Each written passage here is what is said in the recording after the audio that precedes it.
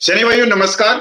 मैं पूर्व सैनिक कपिल फौजी और आप जुड़े हुए हैं लाइव में और हमारे साथ में है पूर्व वायु सैनिक जेडब्ल्यू नलिन तलवार। मैं सबसे पहले तो नलिन तलवार जी का कपिल फौजी चैनल परिवार की तरफ से मैं नमस्ते कहता हूं जी, जिन्होंने समय निकाल कर आज एक बहुत महत्वपूर्ण मुद्दे पे वो बात करने के लिए आए हैं। सर, मैं अपनी बात को आगे जब बढ़ाऊंगा, अगर आपके पास में कोट है तो कृपया करके पहन लीजिए, क्योंकि इस कोट में बहुत शक्ति है। इस कोट ने 250 साल तक देश को गुलाम बना के भी रखा है, क्योंकि ये तो हमारा तो है नहीं सर, विदेशी है।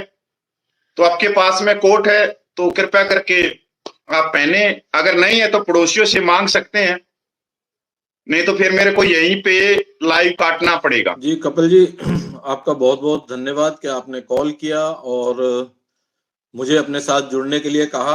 ये मेरे लिए मतलब गर्व की बात है कि आपको पूरा देश के जो पूर्व सैनिक हैं वो फॉलो करते हैं। और कुछ फोटो तो मेरे पास ऐसी भी आई कि जहां लोग बाग नाश्ता कर रहे हैं और सामने मोबाइल को खड़ा करके उसके अंदर आपके वीडियो देख रहे हैं।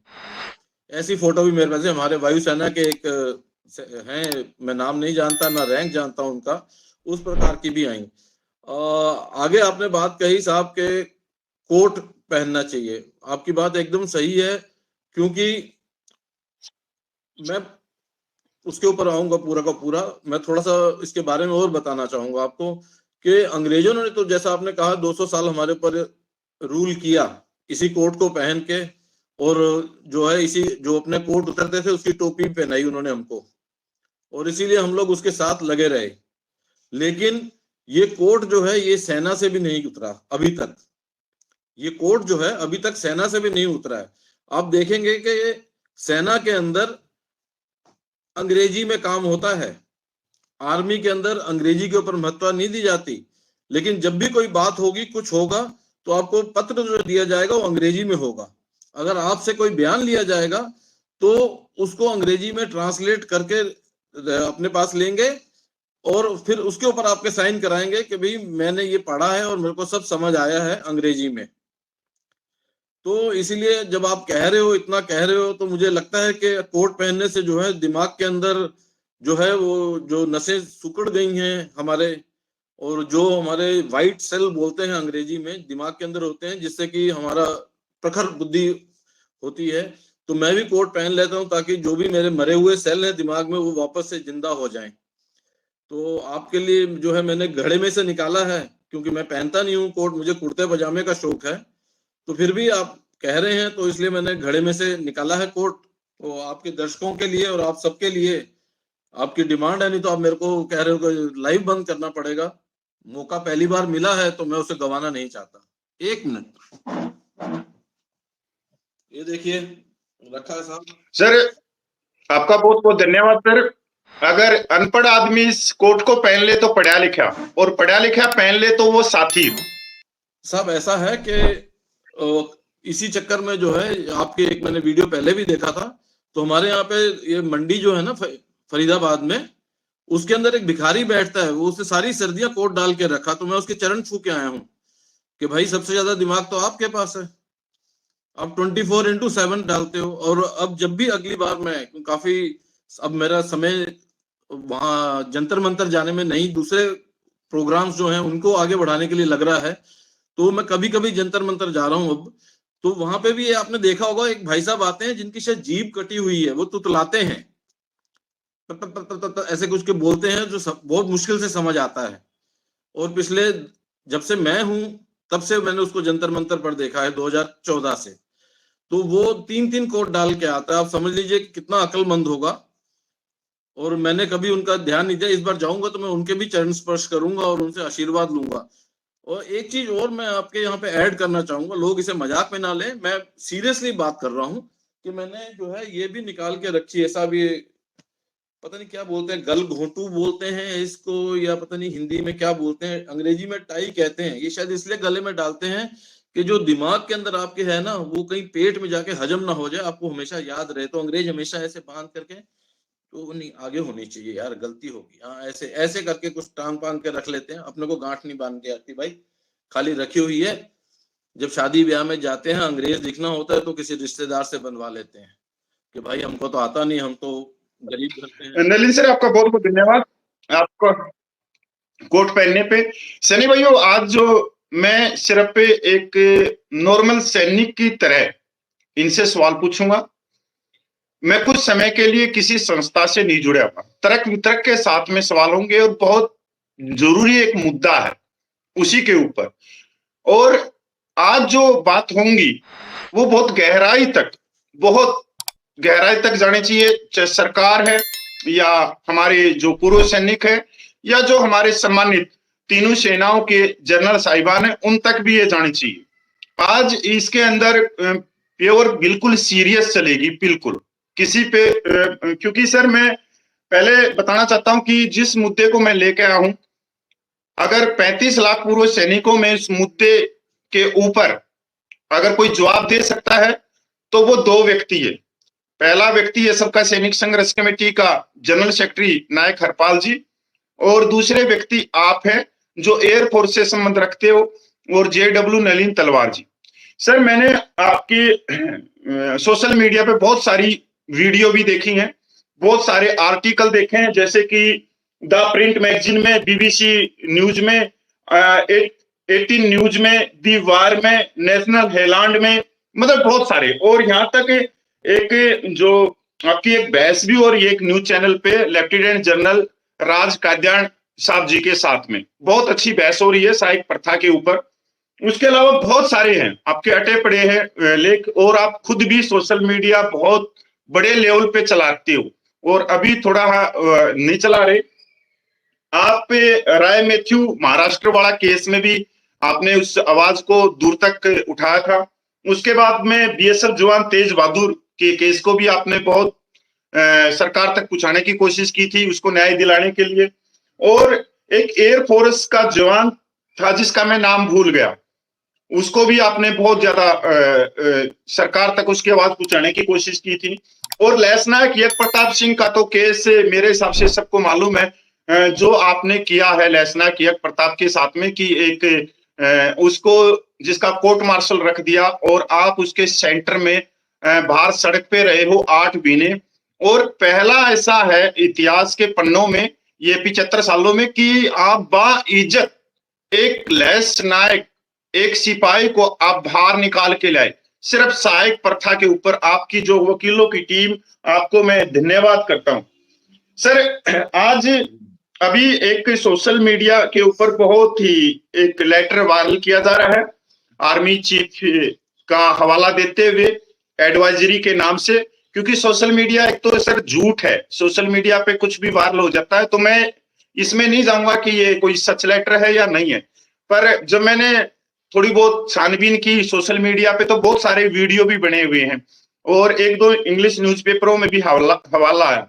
ये एडवाइजरी जो की गई है ये 30 सितंबर 2023 को कोष के हवाला देते हुए, और जो सहायक प्रथा है, जो अर्दली सिस्टम है, जो बड्डी पियर बोलते हैं, जो सेवादार बोलते हैं, उसके ऊपर 20 पॉइंट निकाले हैं जवानों के लिए कि ये जो काम है ये नहीं करवाए जाएंगे सैनिकों से। इससे सैनिकों की डिग्निटी, जो इंग्लिश वाला शब्द है, क्योंकि कोट पहनने के बाद में मेरे को भी इंग्लिश ऑटोमेटिक आने लग गई है अभी, तो डिग्निटी का उसमें हवाला दिया गया। और जिस हिसाब से इन चीजों को बताया जा रहा है सोशल मीडिया पे कि जवानों की होगी बल्ले बल्ले, हो गए खुशखबरी।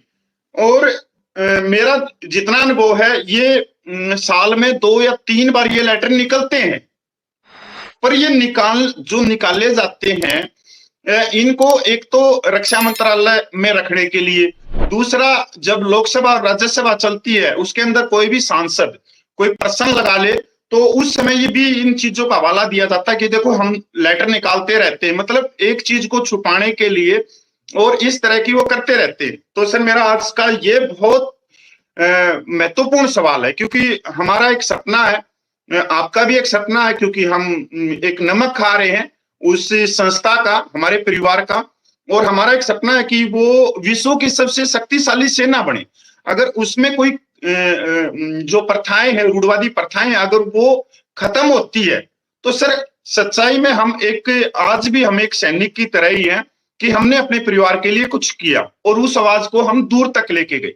तो सर मेरा यही है कि ये जो लेटर है इसके अंदर, क्योंकि आप ही बता सकते हो इस चीज का जवाब।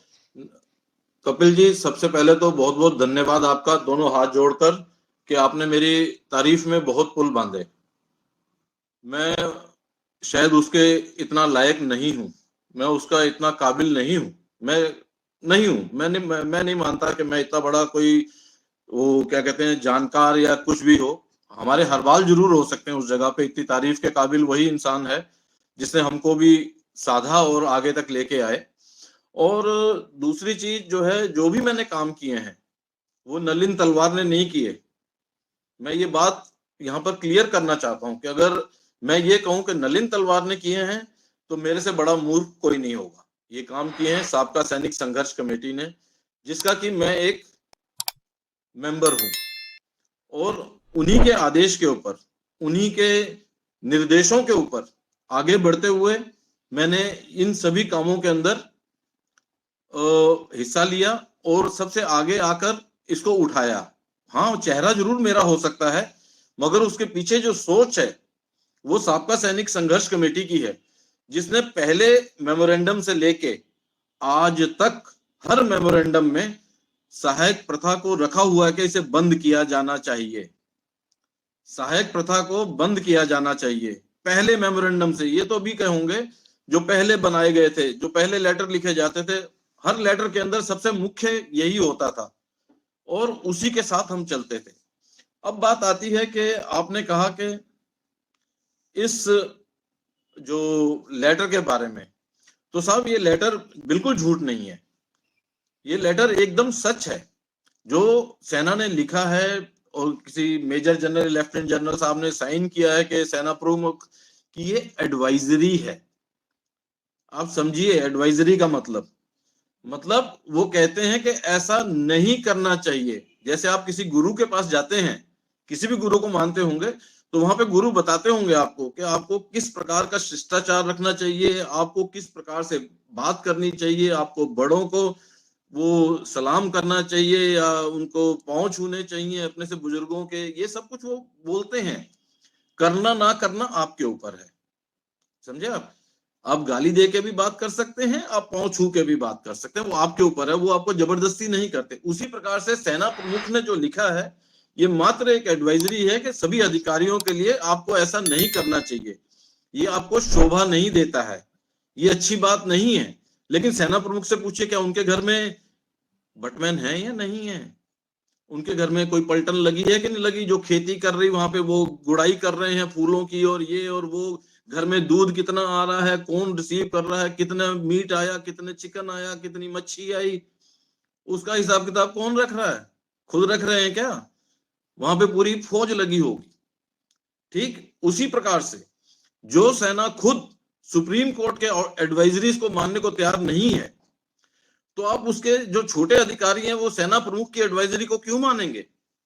आपने देखा होगा, आप जानते हैं अच्छी तरीके से कि एडीसी ने एक केस किया था शायद सुप्रीम कोर्ट में ईसीएचएस के बारे में, और उसका फिर बाद में सुप्रीम कोर्ट ने एडवाइजरी दी थी कि सेना को इसे देखना चाहिए और इसमें सुधार लाने चाहिए, और जो भी गलतियां हैं जो भी इसमें बताई गई हैं, हम सेना को कोई निर्देश नहीं दे सकते, सेना ने चलाना है उसको, तो हम सिर्फ एडवाइजरी दे रहे हैं कि सेना अगर चाहे तो इनको माने, अगर ना चाहे तो ना माने। तो सेना ने नहीं माना उस एडवाइजरी को बिल्कुल भी।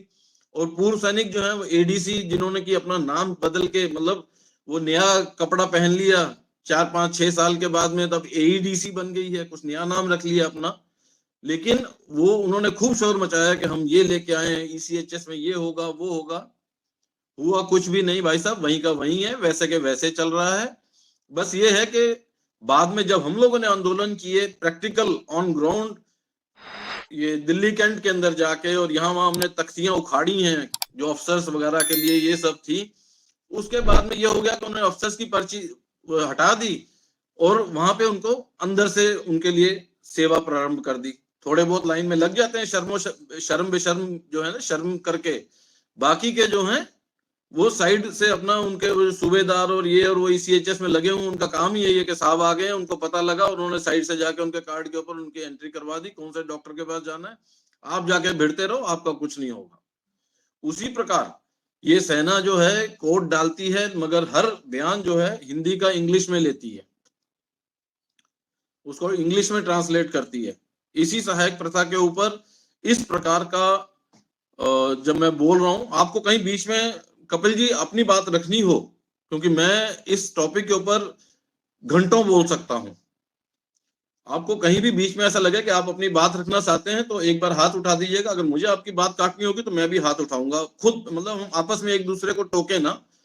तो इस मामले के अंदर जो है सहायक प्रथा के ऊपर आपको याद होगा कि हमारे जो अभी गुजर गए एयर क्रैश के अंदर रावत साहब, जनरल रावत, उन्होंने दिल्ली एरिया के अंदर और दूसरे एरियाज के अंदर भी बड़ा कड़ा कदम लेते हुए ये किया था कि जिन अधिकारियों को जो फॉरवर्ड एरिया में बैठे हुए हैं और यहाँ पे जो नौसेना विहार या आर्मी के जो ऐसे बने हुए हैं जहां अफसरों के फ्लैट लिए हुए हैं, वहां पे उनके बुढ़े माँ बाप रहते हैं या फैमिली रहती है, तो फॉरवर्ड एरिया से जो जवान हैं वो दिल्ली कैंट के अंदर आके अटैचमेंट पर आते हैं। अटैचमेंट पर आने के बाद में उनके घरों में जाके रहते हैं। और ये नोएडा के अंदर एक है, मेरे को उसका नाम नहीं आ रहा कौन सा विहार है, तो उसके साथ में ही उन्होंने जो है उसके कंपाउंड के साथ में एक वो बना के रखा हुआ अपना, इन जो हमारे सैनिक हैं जो तो ये बन के आए हुए हैं, बड्डी बन के आए हुए हैं वहां से फॉरवर्ड एरिया से, उनके रहने के लिए एकोमोडेशन, एक सेपरेट एकोमोडेशन है, आपको मैं ले जाके दिखा सकता हूँ क्योंकि मैंने अपने फेसबुक पे भी डाला था। और उसके आगे इन्होंने बड़ी ऊंची दीवार बनाई है ताकि मेन रोड से जो है वो नजर ना आए। सेक्टर 37 में है, 37 है शायद जिसके अंदर वो बना हुआ है इनका सैनिकों का। तो आगे बहुत बड़ी दीवार है, जब आप अंदर की तरफ से जाओ तो आपको वो नजर आएगा बहुत बड़ा गेट। पहले तो उसके ऊपर सेना का भी नाम नहीं था, ऐसे लगता था कि कुछ रहने के लिए। तो मैं अपनी कार लेके गया, वहां पूरी फोटो वोटो खींच के सब कुछ लेके आया, फिर मैंने अपने फेसबुक पेज पे भी डाला, जिससे कि इस सरकार और सेना ने मिलके अब बंद करवा दिया है। तो ये सब कहने की बातें हैं। सर आप वो कदम कहाँ गया? अभी भी जवान जो है वहां से आ रहे हैं फॉरवर्ड एरिया से, जो दिल्ली में आके उनके माँ बाप को जो है अस्पतालों में ले जाना और बड्डी का पूरा काम कर रहे हैं। सर आप जो माननीय स्वर्गीय CDS राव जी का बयान मेरे को याद आया, जिसके बारे में आप बता रहे हो, जिन्होंने पहली बार स्वीकार किया था कि रिटायर्ड ऑफिसरों के घरों में, जो रिटायर्ड हुए भी 10-15 साल हो गए, उनके घर में 3000 से ज्यादा जो सर्विस पर्सन है वो रहते हैं, उनको तुरंत प्रभाव से वापस बुलाओ। उनका बयान आज भी सोशल मीडिया पे है। बिल्कुल, मैं उसी बात को कह रहा हूँ। तो क्या हुआ, वो अभी भी चल रहा है ना साहब, अभी भी लोग आ रहे हैं, उनके बुढ़े माँ बाप की सेवा कर रहे हैं। अगर उनकी बीवी, क्योंकि फॉरवर्ड एरिया के अंदर बीवी बच्चे नहीं जा सकते, उनके बीवी बच्चे यहाँ पे फ्लैट में रह रहे हैं, तो वो जवान जो हैं यहाँ पर नोएडा के अंदर या दूसरे इलाकों में, गुड़गांव में, इधर उधर कहीं ना कहीं उनको सेट करके रखा हुआ है। तो वो जवान जो यहाँ बड्डी बन के बैठे हुए हैं, यहाँ सहायक बन के बैठे हुए हैं, उनकी ड्यूटी तो वहां पर है। तो जो वहां पर जवान हैं, जो फॉरवर्ड एरिया, मतलब forward in the sense high altitude area के अंदर जो जम्मू कश्मीर में इधर उधर बैठे हुए हैं, वो बेचारे इस ठंड के अंदर एक्स्ट्रा ड्यूटी कर रहे हैं, क्योंकि उनके साथी यहाँ मस्ती से इनके घरों में बैठे हुए हैं। वो सियाचिन में भी एक्स्ट्रा ड्यूटी कर रहे हैं। अगर उनको 3 महीने रहना होता है तो वो 4-4, 5-5, 6-6 महीने रह के आ रहे हैं, क्योंकि सियाचिन के अंदर कहते हैं कि 1 महीना रह लिया तो 10 साल जिंदगी आपकी निकल गई।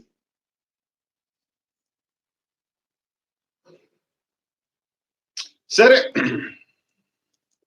सबसे पहली बात तो यह है सर, आपका जो वीडियो है वो कोई चला नहीं सकता, कोई भी।